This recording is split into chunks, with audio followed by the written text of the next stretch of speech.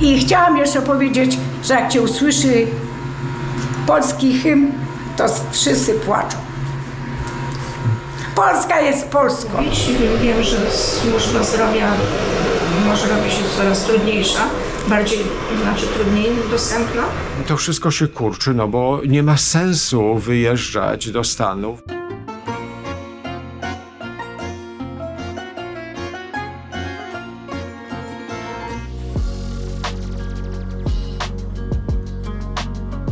Witam Państwa bardzo serdecznie, kłaniam się z Chicago w poszukiwaniu polskości, w poszukiwaniu naszych rodaków, kultury, tego co jeszcze tutaj w Chicago przeżyło.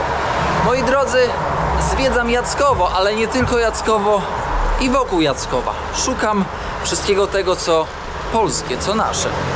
Tutaj to już nie polskie, ale szukam dalej punktu, gdzie może nie będzie tak klientów, gdzie będzie można wejść, pogadać, wypytać, usłyszeć trochę historii. Pamiętajcie, moi drodzy, żeby zostawić łapeczkę, komentarz i rzecz jasna podać odcinek dalej, czyli tak zwana poczta sandałowa.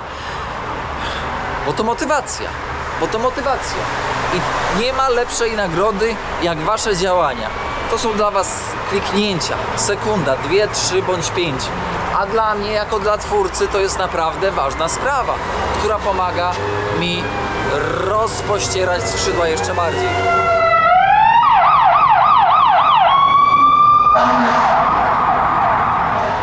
Tak jak Polacy wcześniej wspominali, tutaj na tej ulicy wszędzie, na prawo, na lewo były polskie, moi drodzy, biznesy.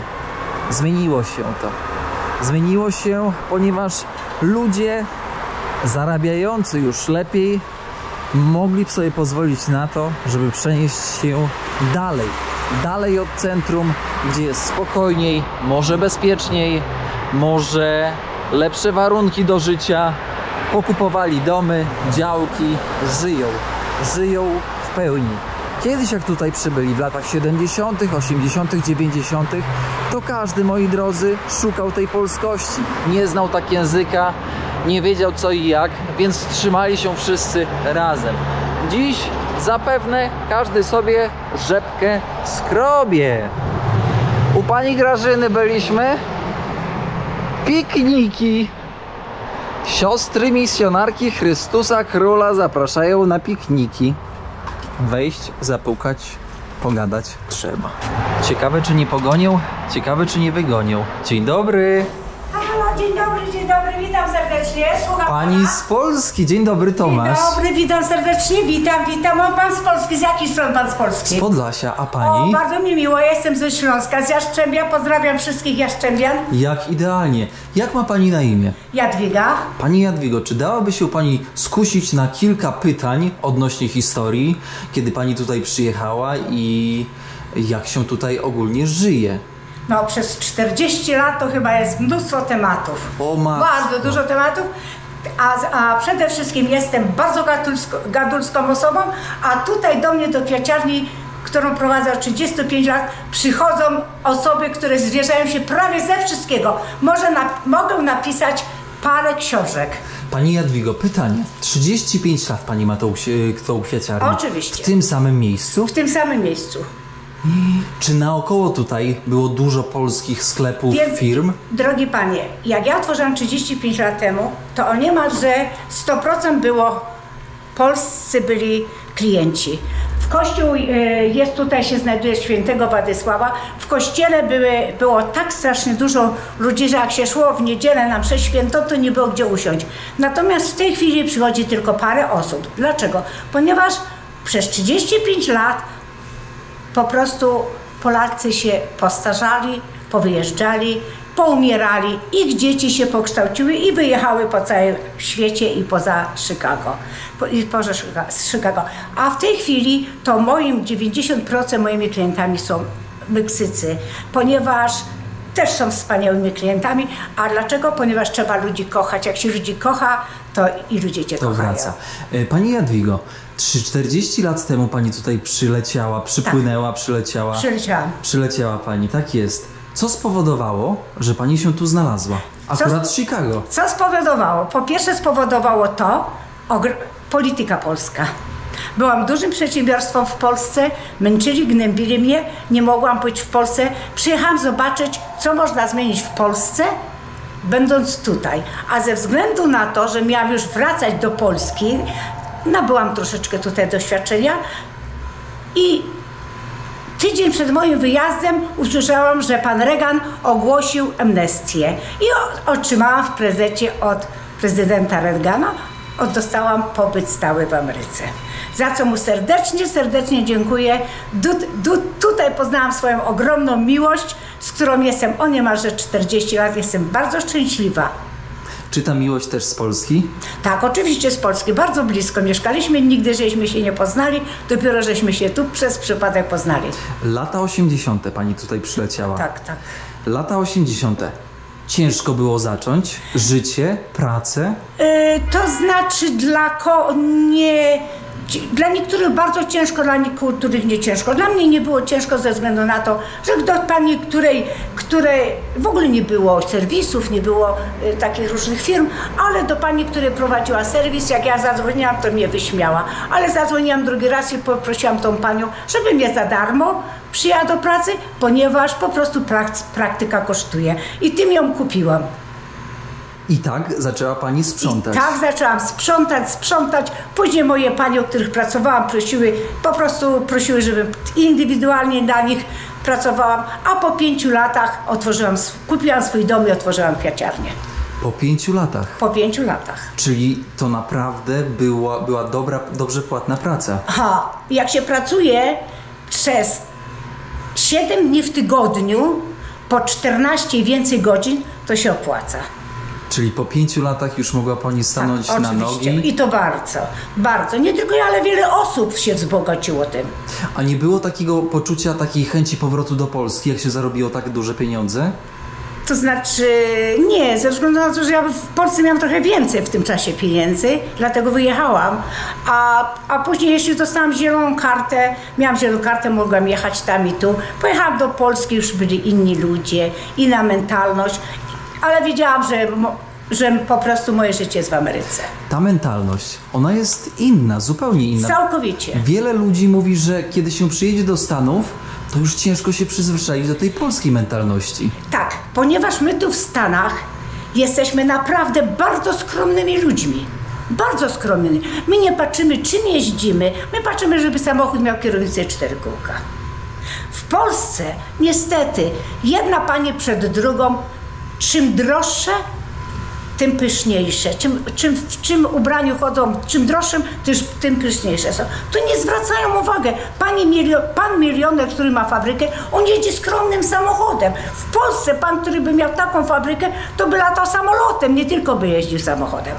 Pani Jadwigo, pani program w radiu prowadziła? Kiedyś właśnie, dawno temu, jak był jeszcze pan Hołodecki, prowadziłam raz w tygodniu swój program radiowy. Bardzo dużo się reklamowałam, bardzo dużo charytatywnie pomagałam i do dzisiaj, kiedyś ksiądz się zapytał mnie, dlaczego nie chodzę na rekolekcje. Ja to odpowiedziałam, że rekolekcje to są dla mnie panu Józkowi kupić, bo staruszek, tabletki, panią Olę zawieźć do lekarza, pomóc temu, na Wigilię z opatkiem do kogoś starego pojechać. Dla mnie to jest rekolekcja. A zapytam, kiedyś Polacy, lata 80., 90. trzymali się blisko siebie, razem.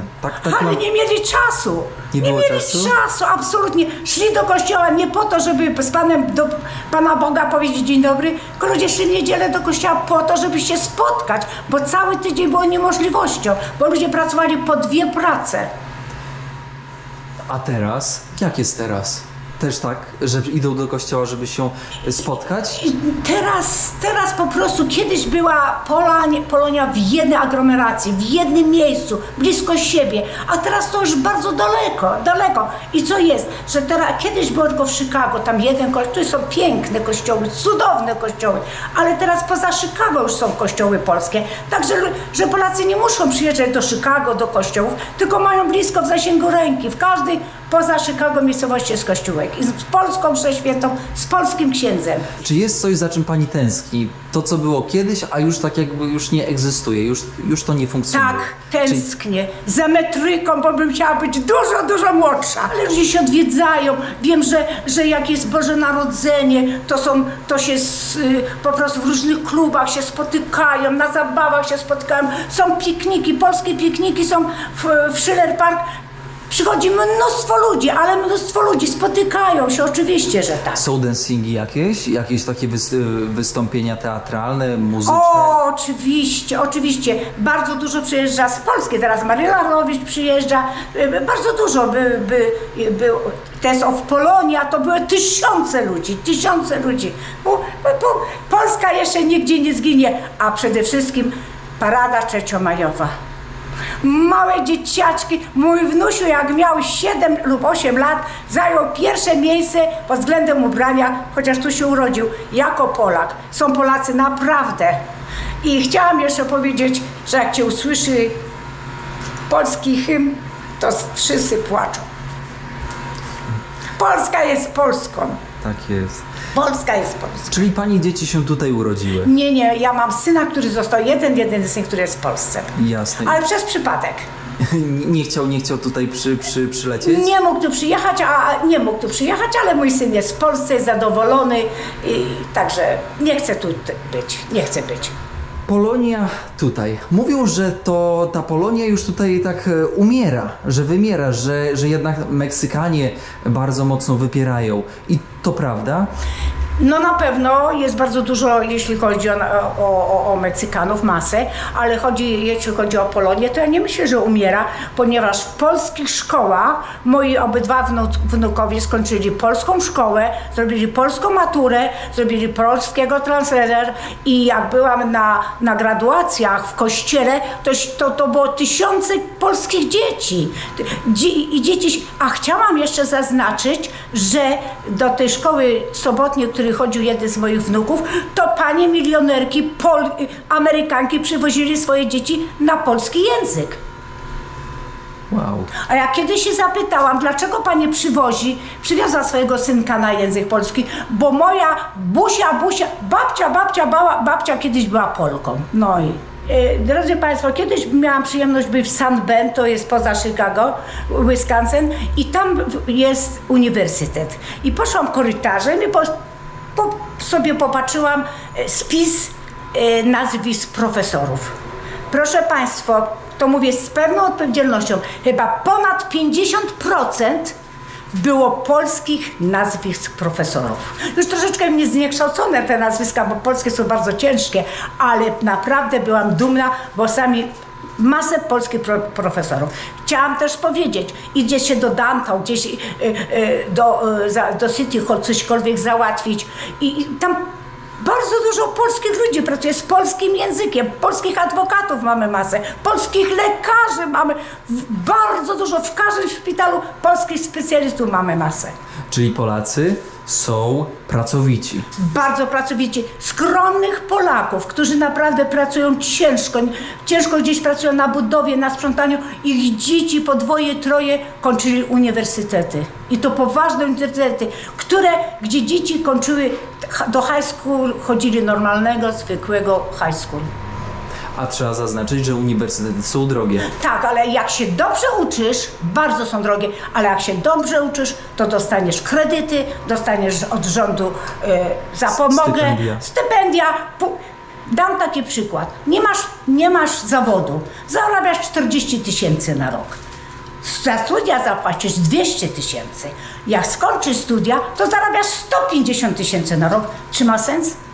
Oczywiście. Jest za co płaci za studia? Oczywiście, przyszłościowo. Oczywiście. Dziękujemy Pani Jadwigo. Z Bogiem, wszystkiego dobrego. Pozdrawiam serdecznie, do widzenia. Fajnie było? Bardzo fajnie. Do zobaczenia w Białymstoku. Do zobaczenia. No i z Panią Jadwigą sobie pogadaliśmy. Fajnie, co? No powiem Wam, że to jest właśnie to, po co tutaj przyjechałem. To jest właśnie ta Polska, której oczekuję. Nie zawsze się, jak widzicie, uda zajść, pogadać, ale jak już się uda, no to zobaczcie jaka historia po prostu drzemie w tych ludziach i jaki patriotyzm. Niesamowite. I ja wam szczerze powiem, że jak pani Jadwiga opowiadała, jak jej się łezka zakręciła, dzięki Paweł, jak jej się łezka zakręciła wtedy na wywiadzie, to mi normalnie tak samo łezka się zakręciła. Ja to taki emocjonalny jestem, ale zauważcie, jaki patriotyzm z pani Jadwigi, z sąsiadki pani Grażynki, jak dobrze pamiętam, chyba pani Grażyna, tak samo, taka duma. Powiem wam, że to jest coś niesamowitego, coś pięknego. Miras Hair Salon, czynny 7 dni w tygodniu. Makijaże, henne, fryzjerskie, usługi. Moi drodzy, jest dobrze.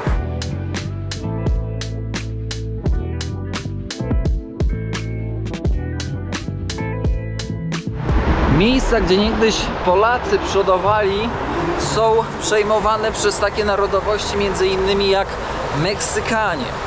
I to widać po tych szyldach Taco, Burrito King, to widać po tych szyldach ogólnie, po tych napisach na zewnątrz budynków. Po hiszpańsku, moi drodzy, po hiszpańsku. Mexicano restaurante, my friende.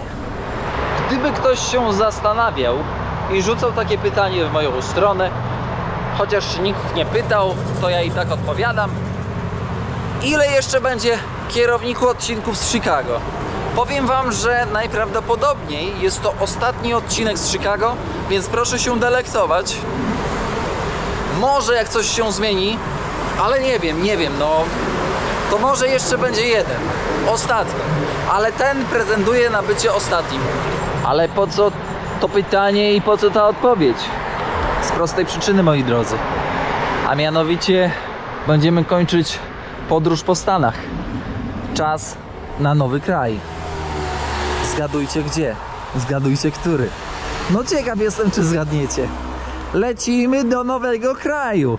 Czas się wymeldować z USA. Zobaczcie na to. Polski sklep. Polski sklep. Idę. Polmer to wysyłki te do różnych tych. Do Polski, przepraszam, do Polski. Świry. Księgarnia. Zaraz my tutaj zajdziemy do domu książki. Chwila, moment. Uno momento Garcias. Polski sklep. A szyldy? Powiem wam, że podobają mi się te szyldy. Chodniki, koce, kołdry, zabawki i prezenty na każdą okazję. Od $4. Ciekawe, czy wpuszcza. Poszwy na kołdry. Polskie firany. Powiem wam, że tyle razy, co ja klamkę w życiu pocałowałem, bo kogoś nie ma, bo ktoś na przykład nie chce udzielić wywiadu, to wy sobie nawet nie zdajecie sprawy. No tutaj nikogo nie ma, idę dalej. Polmer to jest ta wysyłkowa firma, o której tak dużo słyszałem. Wycieczki w czasy, rejsy. Są jeszcze czy nie ma? Firma sprzątająca. Polmer. Ale zobaczcie, jak to vintage wygląda. W sensie taki stary styl tych billboardów. Super, no idę zapytam, czy coś tam można, wiecie, pogadać. Bilety można było kupić. Jak ktoś zwątpił całkowicie w pracę w Chicago, w Stanach, no to ogólnie szedł tutaj Chicago, Warszawa i wracał do domu. Chicago, Kraków. Chicago, a widzicie, dwie destynacje, Warszawa i Kraków. No bo pewnie lot ma takie połączenie. Notariusz, zaproszenia. Co tu jeszcze mamy? Najtańsze bilety lotnicze. No ciekaw jestem, ile trzeba było zapłacić. Zajdę, zapytam. Otworzę. O, dziękuję. Niestety, moi drodzy, nie dostaliśmy pozwolenia. Polamer. Od lat 70. funkcjonująca firma. Nie udało się porozmawiać. Drodzy właściciele, bardzo z tego powodu jest mi smutno. Ale nie martwimy się. Jest i apteka. Jest i apteka. Co tu jeszcze jest? To tu już bardziej Mexicano. Ale wchodzimy. No idziemy. Dzień dobry. Polska apteka. Polskie produkty. Biały jeleń. Mydła polskie. Dzień dobry, czy pani Teresa? Tak, dzień dobry. Dzień dobry pani Tereso. Ja tak w okienku będę spoglądać na panią. Pani Tereso, w którym roku pani przyleciała do Stanów? A to był rok 1980, czyli chwilę temu. 1980, to jest kawał czasu i od tamtego czasu pracuje pani w aptece? Nie od razu, proszę pana, bo oczywiście cała procedura, musiałam przejść całą procedurę, która wymaga, żeby egzamin tutaj zdać, także to zajęło kilka lat, ale... I trzeba było znać język angielski, domniemam. Język angielski trzeba było znać. Nie tylko język angielski, żeby porozumieć się ogólnie, ale również język angielski, jeżeli chodzi o zdrowie, o medycynę, o farmację. Czyli taki bardziej zaawansowany. Oczywiście. Czy może pani Tereso, czy znając język angielski można było zdobyć lepszą pracę w tamtym czasie? Oczywiście, tak. Jeżeli znało się angielski, to oczywiście pomagało w znalezieniu lepszej pracy. Czy w tamtym czasie, bo to też dla mnie, jako dla młodego człowieka jest bardzo interesujące, czy w latach 80., jeżeli ktoś znał angielski, miał studia medyczne, to czy była taka dyskryminacja? Czy ciężko było pracować w zawodzie? Ja tego nie doświadczyłam. Nie wiem jak inne zawody, ale ja nie doświadczyłam. Byłam przyjęta wszędzie bardzo dobrze. Czyli pani przykład pokazuje, że jednak wiedza i znajomość języka otwierały drogę. Tak. Zastanawiam się, czy na przestrzeni... Prowadzi pani aptekę 30 lat. Tak. 30 lat. Czy na przestrzeni lat, przez te 30 lat, te symptomy, choroby, problemy, z którymi przychodzą Polacy, zmieniły się? Ja myślę, że się raczej nie zmieniły. Nasza społeczność, oczywiście jak każda inna, ma pewne choroby i pacjenci przychodzą. Jasne. Dużo Polaków? Głównie Polacy. Również mamy pacjentów z innych krajów z dawnej Europy Wschodniej, z Rumunii. Ostatnio dużo jest z Ukrainy. I oczywiście ja dzisiaj jestem sama, ale mamy farmaceutki, które rozmawiają w wielu językach. I ja też osobiście rozmawiam w innych językach. Przychodzą Meksykanie, bo jak zauważyłem, bardzo dużo biznesów meksykańskich jest. Tak, Meksykanie również zaczynają przychodzić, ale jednak większość to są Polacy. Te produkty, widzę właśnie etykiety z Polski. Są produkty z Polski, mamy produkty z Europy, mamy produkty z Niemiec, mamy produkty z Francji, homeopatia francuska.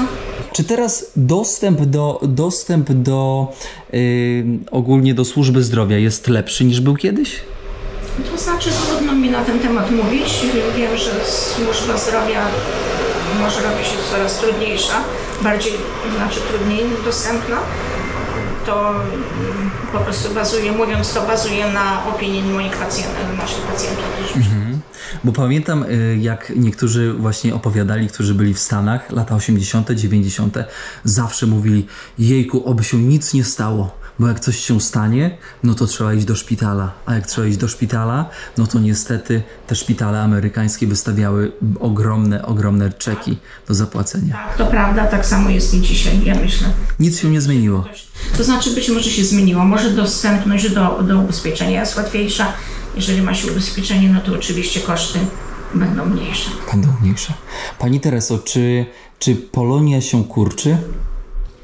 To znaczy Polonia, na pewno nie ma nowej Polonii, jest ta stara Polonia, taka jak ja, prawda?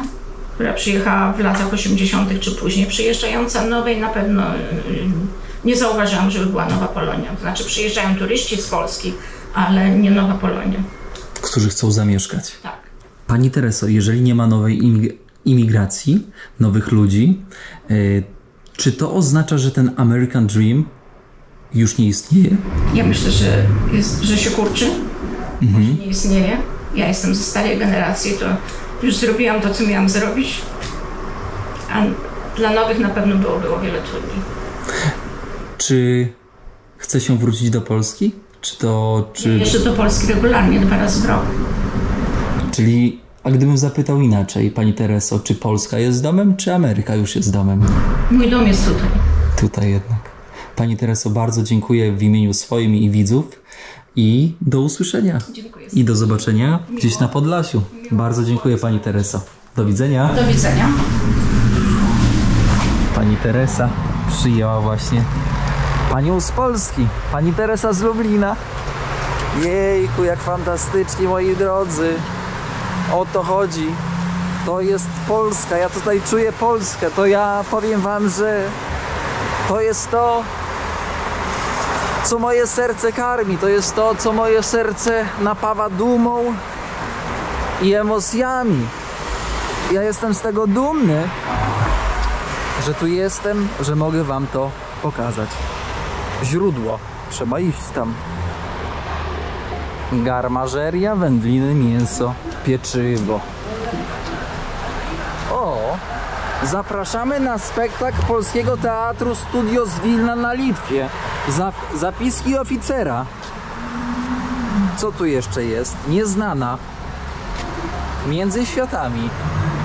Ale ja się tutaj dobrze czuję, jak widzę takie rzeczy. Zapytam, czy mogę kręcić, żeby mi tam ktoś kiełbasą po głowie nie przywalił. Polish Deli, czyli polskie delikatesy. Pierogi z truskawkami, z jagodami, z serem, z mięsem, z grzybami. Czego dusza zapragnie, hortek z warzywa na patelnię, takie kiedyś w Afryce, w Liberii też widzieliśmy. Zobaczcie, wiśnie, herbaty z herbapolu, różne sosy, drzemy. Wszystko jest to, co chcielibyście mieć z Polski. Brędza nawet. Zobaczcie, produkty mleczne. I na co chciałbym zwrócić uwagę, że te ceny są naprawdę atrakcyjne. Masło śmietankowe, jajka, 4 dolce. O, ja w Nowym Jorku płaciłem 6 dolców. No widzicie, super. Serki, nie serki. Wszystko jest, można żyć. Zupy, nie zupy, pieczarkowa, jeżynowa. Jak komuś się gotować nie chce, pomidorowa, to naprawdę można tutaj zdrową dietę przeprowadzić. Rosoły, kluski, filety mielone, wieprzowe, kotlety, gołąbki, bigos, schab w sosie. Niestety szef się nie chciał wychylić, nie ma czasu, pracuje. Zobaczcie, jak ten sklep wygląda. Robi wrażenie. Troszkę jakby się czas tutaj zatrzymał, ale tak w pozytywnym tego słowa znaczeniu. Pasta z łososia. Mam poczucie, jakbym przyszedł do jakiegoś sklepu z połem w Polsce, na przykład w Białymstoku. O, i jeszcze ta woda. Przeróżne marki wody, czekolady, cukierki. Wszystkiego dobrego, do widzenia! Panią Danusię serdecznie pozdrawiamy. Mogliśmy nakręcić to, co nakręciliśmy, więc to i też dobre. Pani Danusia, sympatyczna, nasza Wicka, która ogląda kanał Jak to daleko i nas, w sensie mnie, rozpoznała, więc to jest, widzicie, taki plus. Nawet w Chicago mamy swoich ludzi. Dom książki Chicago. Bez telefonów.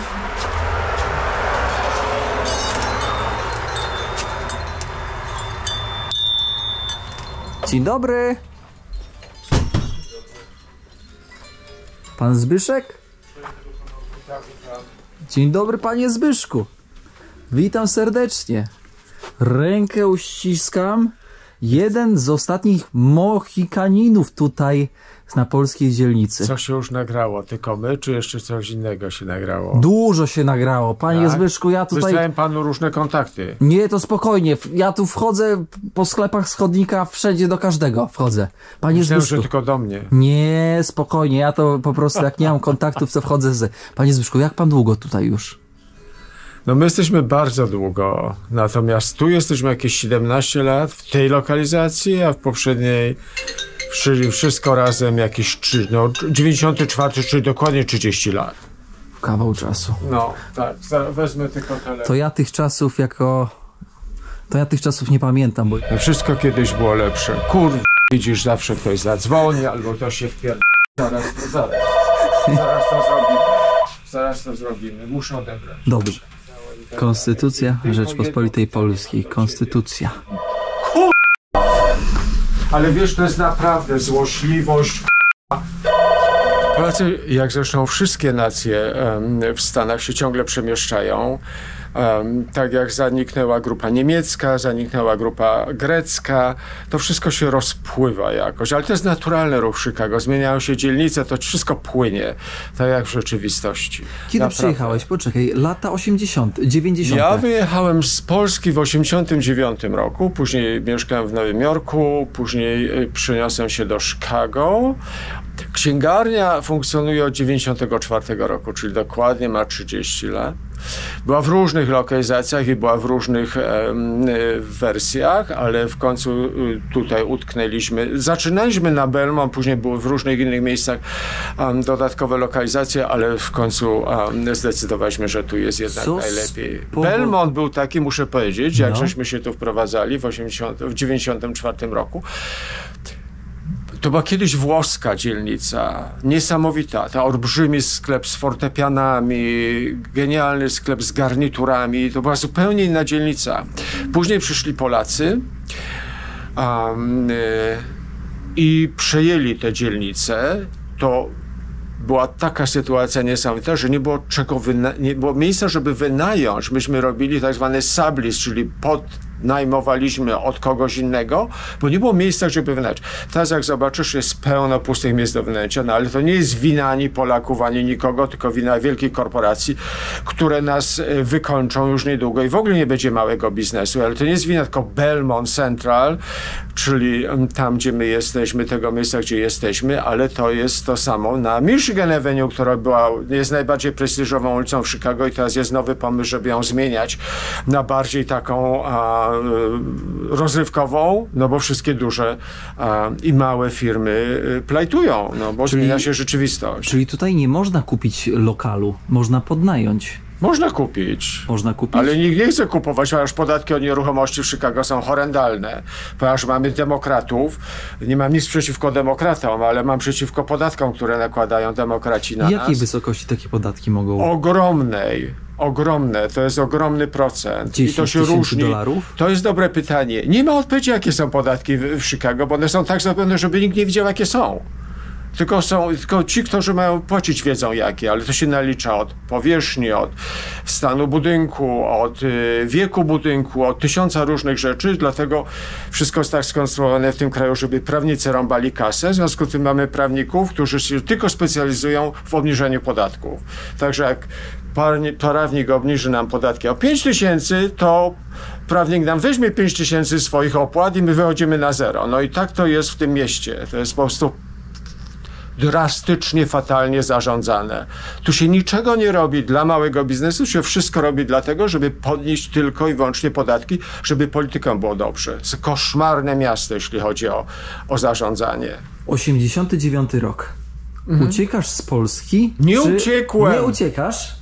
Nie uciekasz? Wyjechałem, bo mi się chciało wyjechać. Okej, ale jakie były przesłanki? Nie było żadnych przesłanek. Po prostu byłem na drugim roku studiów doktoranckich i stwierdziłem, że muszę coś zmienić w swoim życiu, bo to był czas 89, przypominam, to były pierwsze wolne wybory do Sejmu Polskiego i wtedy się wszystko zmieniało, ale to wszystko się jeszcze wtedy kotłowało.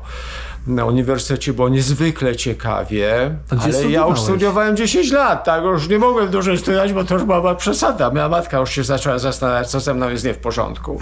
Zbyszek, ale gdzie studiowałeś? W Krakowie na Uniwersytecie Jagiellońskim. A jesteś również z Krakowa? Nie, ja jestem z Żywca. Żywiec. Tak, ja się urodziłem w Żywcu i tam umarła moja mama, mój ojciec, mamy tam groby. Ale studiowałem w Krakowie, później wyjechałem do Londynu, później wróciłem do Krakowa, później wyjechałem do Nowego Jorku, później pojechałem do Chicago. Także ale właśnie, bo to też musiał być jakiś bodziec, bo to nie jest tak, że wiesz, młody chłopak, 89 rok... Nie było żadnego bodźca, była taka sytuacja, że pełno znajomych powyjeżdżało i mówią, nie siedź tam, tylko już wyjeżdżaj, no to wyjechałem. Dawaj do Ameryki. Na przykład, no, mogło to być gdzieś indziej. Zawsze myślałem, że może pojadę do południowej Afryki, albo pojadę Nigdy nie chciałem jednak zamieszkać w Londynie, a nie wiem dlaczego, jakoś nie było to takie miasto, w którym chciałbym mieszkać. A co ludzie mówili kiedyś w tych latach, pod koniec lat 80. o Ameryce? Wydawało mi się, że będę tutaj studiował i robił dalej te filmowe moje rzeczy, teoretyczne filmowe. Studiowałeś... Ja studiowałem polonistykę i skończyłem, ale skończyłem też filmoznawstwo. I miałem się specjalizować w teorii filmu, później tu dlatego znalazłem się w Chicago, bo to wtedy była jedyna... W Columbia College był jedyny program, tak zwany television production. Nie film production, tylko television production. Wtedy to było nowe zupełnie. To było gdzieś 89, to musiał być 92 albo 3, jakoś tak, już nie pamiętam dokładnie. I oni wtedy, ten kierunek został otwarty tutaj i ja studiowałem parę semestrów, ale to było horrendalnie drogie. Ja nie mogłem oczywiście i studiować, i się utrzymywać, i nie pracować, więc musiałem na to zarobić. 5000 wtedy kosztował jeden semestr takich studiów. Wtedy, przypominam, to był początek lat 90. To była horrendalna suma. Musiałem jeździć do Nowego Jorku, żeby zarobić na to pieniądze. Bo jak wiadomo, w Ameryce nic nie spada nikomu z nieba. Co robiłeś w Nowym Jorku? Jakie prace? No różne. Począwszy od więcej? pracy na stacji benzynowej, przez uczenie polskiego, przez sprzątania, przez kelnerowanie, wszystko co się dało. Którą pracę najbardziej tak wspominasz z sentymentem? Która ci najwięcej dała? Żadna praca mi nic nie dała, poza kasą. Niektóra mi dała, niektóre mi nie dała. Te prace są wszystkie koszmarne. Kelnerowanie jest koszmarem. Ale w sensie ludzie nie... W każdym sensie. Jedynie wtedy to były jeszcze duże pieniądze. Napiwki to jest tak, że kelner otrzymuje jakąś podstawę i ta podstawa... Wtedy kelner zarabiał $2 na godzinę od restauracji, ale jeszcze od tych $2 odciągali nam podatek. Więc jedyne, co mogliśmy zarobić, to z tak zwanych typów, czyli z... Jak to się nazywa? Napiwki. Z napiwków. I w Ameryce są one takie wręcz powiedziałbym obowiązkowe, zwyczajowe, że się zawsze zostawia? Tak. To jest całe szczęście, że Amerykanie dają pieniądze, zostawiają napiwki, to jest norma. Jak ktoś nie zostawi, to znaczy, że jest po prostu kawałem natomiast nawet jeśli nie jest to dobry serwis i ktoś jest niezadowolony, to zawsze zostawia tam jakiś procent. Ale to nie jest możliwe, żeby nie być zadowolonym, bo serwis w Stanach jest rewelacyjny. I wtedy się zostawiało 10-15%. Teraz w gruncie rzeczy zostaje się 20%, a nawet więcej. Jest taka wersja w restauracjach teraz, że jakby napiwek jest wliczony w rachunek. Nie wiem, jak oni się rozliczają, ja tej wersji nie znam, już nie pracowałem w tej wersji, ale w dużej mierze ciągle to jest jakby zostawia się to na boku dla kelnera jako ekstra. Czy to prawda, że tutaj na tej ulicy był oddział banku PKO? BP, że można było zarobione pieniądze normalnie z oddziału PKO wysłać do Polski? Wiesz co, tego nie wiem. Była taka wersja, jest taka wersja, że można wysłać pieniądze, jest Polamer może było, szczerze mówiąc nie pamiętam, musiało to być dawno, ale wydaje mi się, że nie bezpośrednio jakieś przedstawicielstwo banku PKO, tylko przedstawiciel banku, ktoś inny był przedstawicielem tego banku, ale nie wydaje mi się, że... No właśnie tutaj taki Polak mi mówi, raczej nie. Że kiedyś właśnie był, ale 3 razy został napadnięty, no i zamknęli. Nie, to są historie z nieba wzięte. Nie, absolutnie. To jest niemożliwe. Pieniądze do tej pory można wysyłać, bo na cały świat, ale to jest taka firma, która się nazywa Polamer i oni wysyłają pieniądze wszędzie zresztą, nie tylko do Polski, bo też do Południowej Ameryki, do Ukrainy, wszędzie, gdzie się da. Sprzedają też bilety lotnicze. Tak jest. Wszystko możesz chyba. Tak.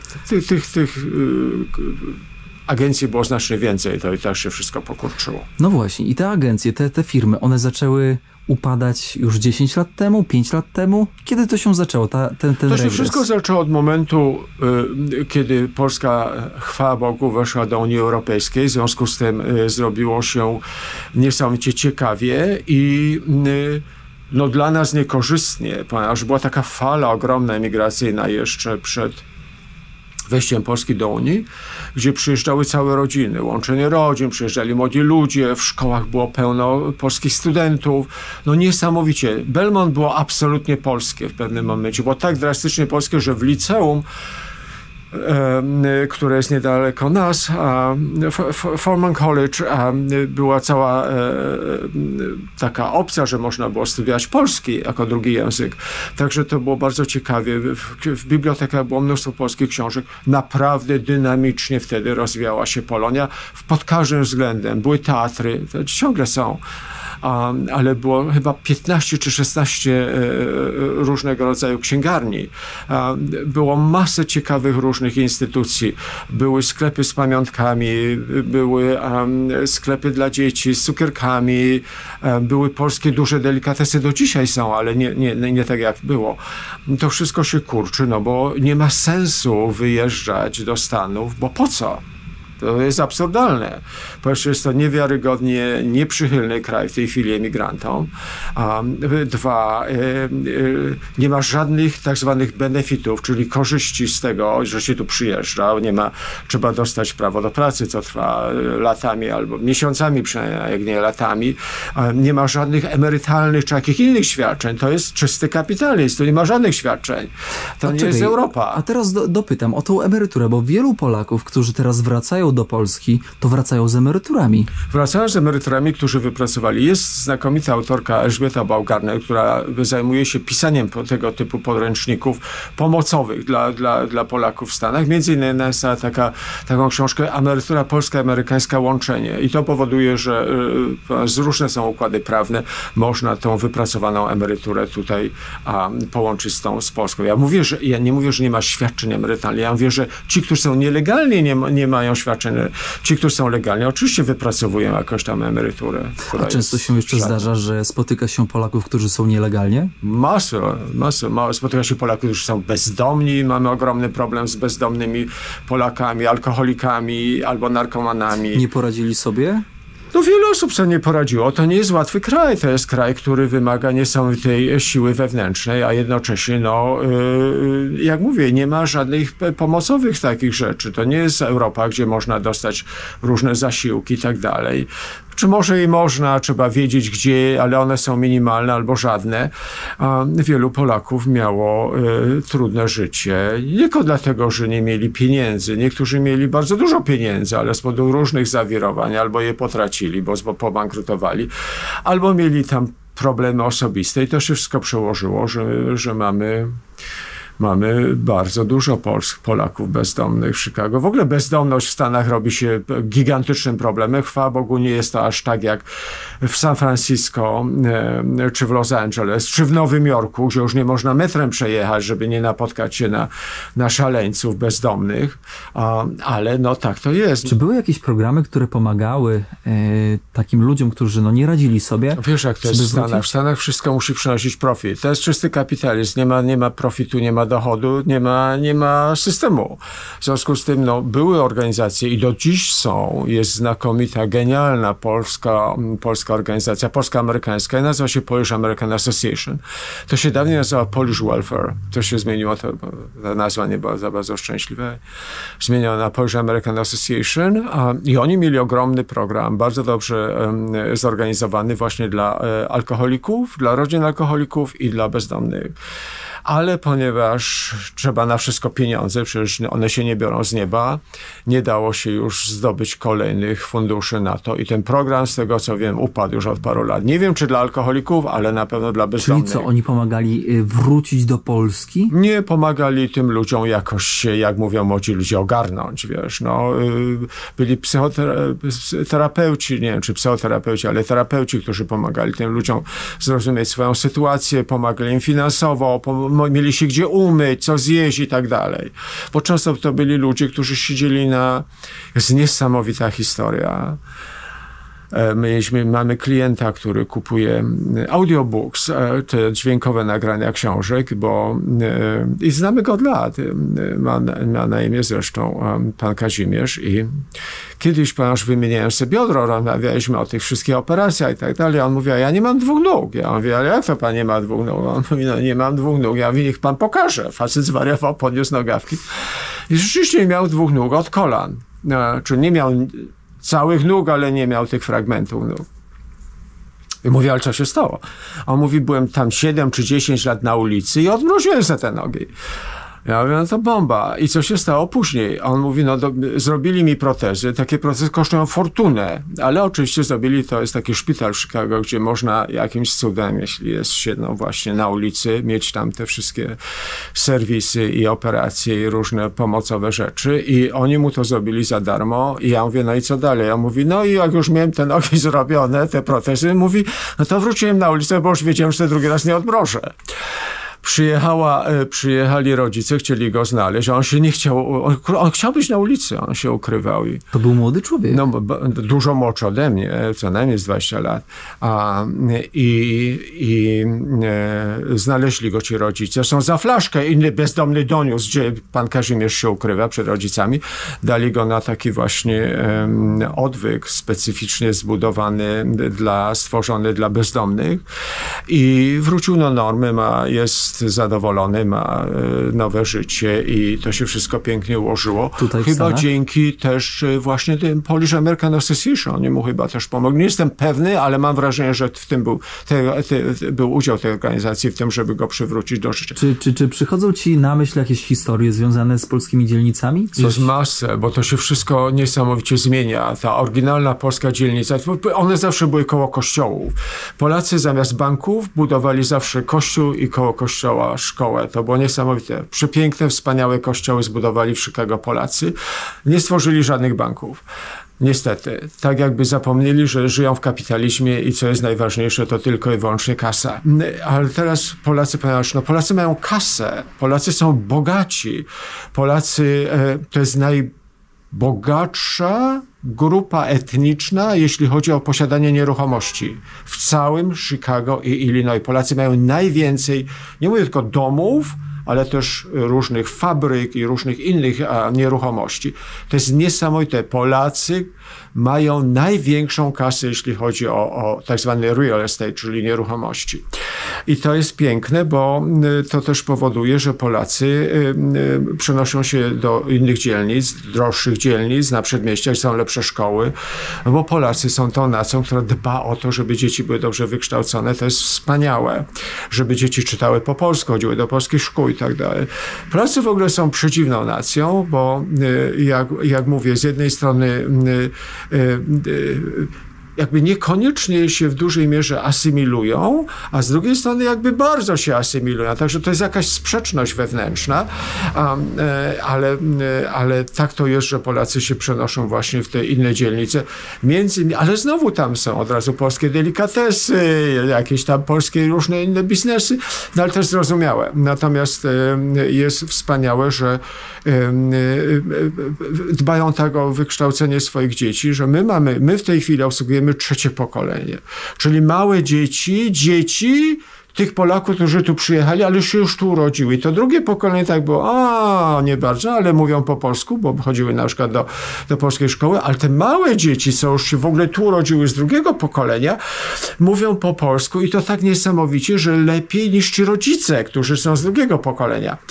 Ale mamy klientki, bo nie widziałem raczej ojców, raczej matki, które tak niesamowicie zajmują się tymi dziećmi, że chodzą po muzeach, chodzą po różnych wystawach, instytucjach, księgarniach, że te dzieci są albo poczwórniejęzyczne. Mamy taką rodzinę, która jest polsko-hiszpańsko-angielsko-japońska.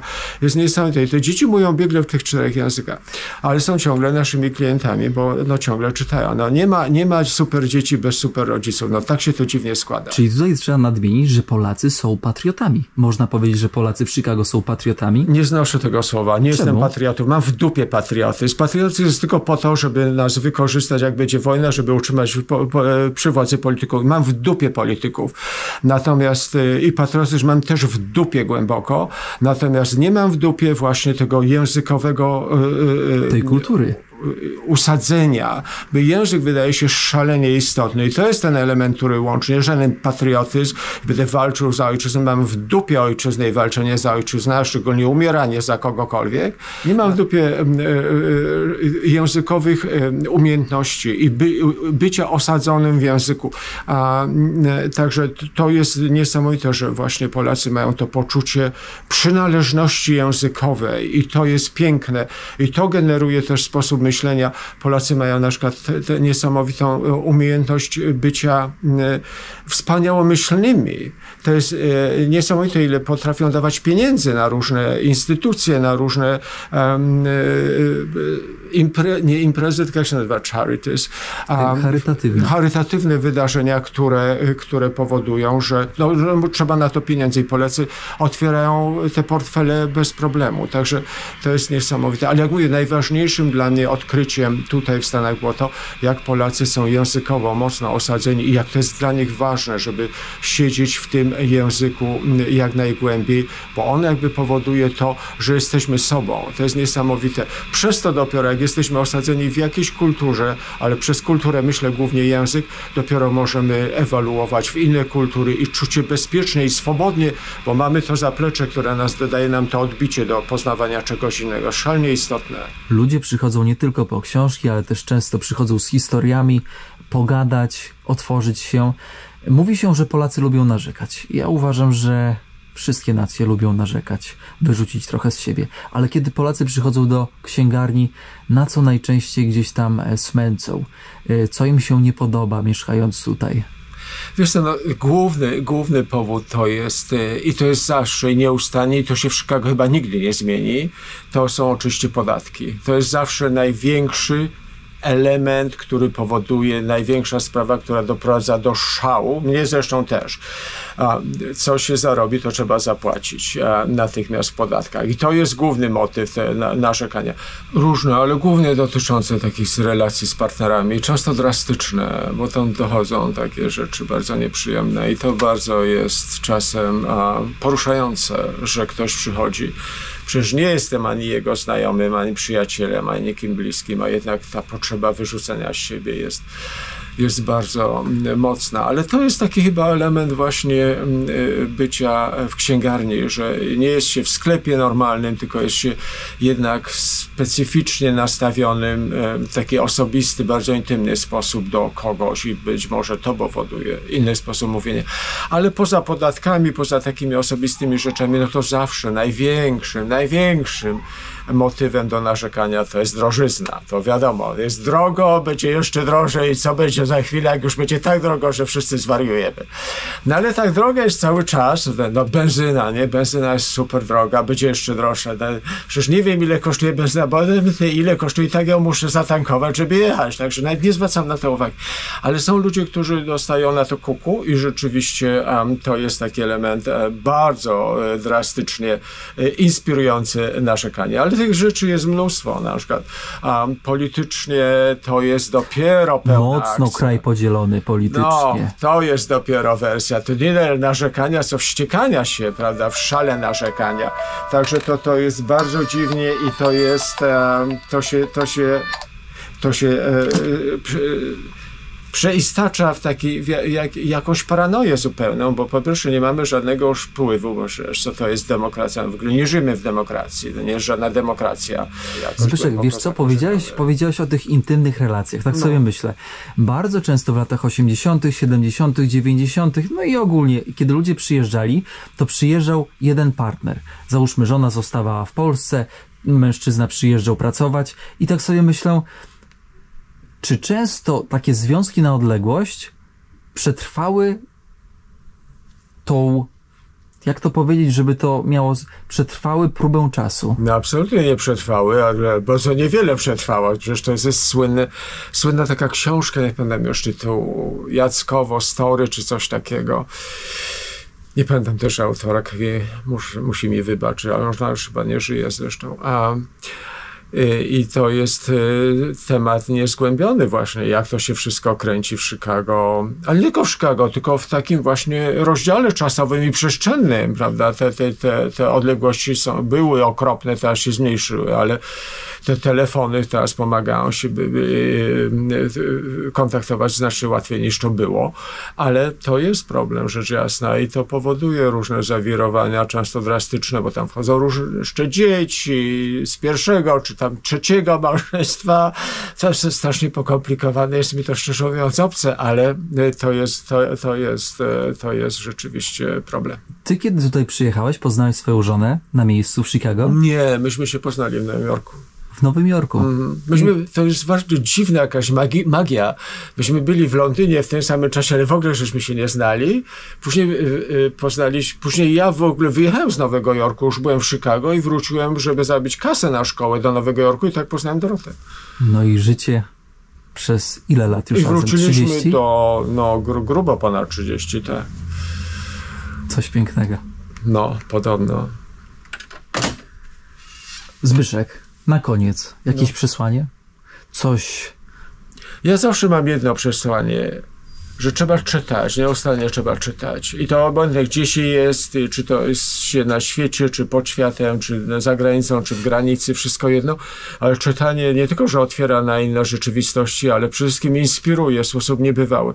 No bo jakie możemy mieć inspiracje w życiu? Albo znakomitych ludzi, wyjątkowych, których spotykamy, ale to się zdarza rzadko.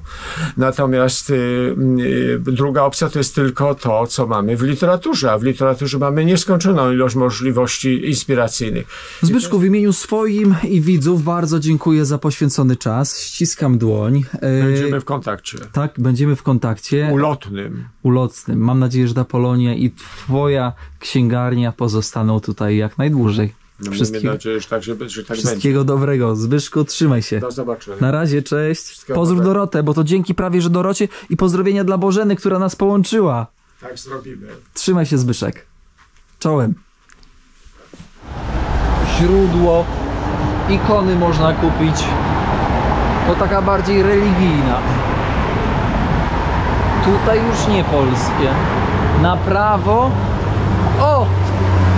Doktor Anna Mandrela. Obchody jakieś chyba. No jakieś wydarzenie polskie. Serce się cieszy. Mam nadzieję, że u was też się serce cieszy. Moi drodzy, ja będę małymi krokami kończyć odcinek z prostej przyczyny. Ponieważ czas najwyższy kończyć, no. Krystyna Flowers, o proszę bardzo, jest kwiaciarnia polska. Kończę, ponieważ czas antenowy nam się kończy. Słyszycie w tle? Jakaś rosyjska nutka u ziomeczka gra. U tego z Bębki. Ponoć tutaj dużo Ukraińców i Rosjan. Imprezy okolicznościowe, no i różne inne rzeczy. Moi drodzy, bardzo dziękuję za uwagę. Serdecznie was pozdrawiam. Mam nadzieję, że odcinek się podobał. Zostawcie naszym bohaterom, naszym duszom odcinka dobre, miłe słowa, ponieważ bez nich te wiadomości, które zdobyliśmy, w sensie bez nich nie byłoby tych wiadomości, moi drodzy. No więc kłaniam się nisko, pozdrawiam z Chicago, pozdrawiam z rejonów, gdzie Polonia miała ogromny wpływ na budowanie tego miasta.